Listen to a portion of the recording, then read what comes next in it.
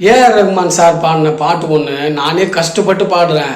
கமபா கரிசா கமபா கரிசா சானி ரே ரே ரே ரே தனிதா தனிதா பதப கமபா கரிசா கமபா கரிசா சானி ரே ரே ரே ரே தனிதா தனிதா பா பத பசா பத பசா பத பமரி மக சாரி ரி க கம ம ப பத பமகரி சாரி ரி க கம ம ப பத பமகரி சாரி ரி க கம ம ப சாரி ரி க கம ம ப சாரி ரி க கம ம ப கண்ணே கண்மணியே உன்னோடு சரணாகிறே.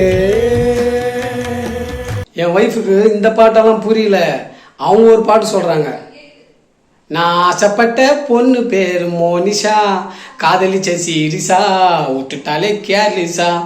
என்ன தெளிவாக பாட்டு இது? நமக்கு என்ன வருதோ அதை தானே பாட முடியும்.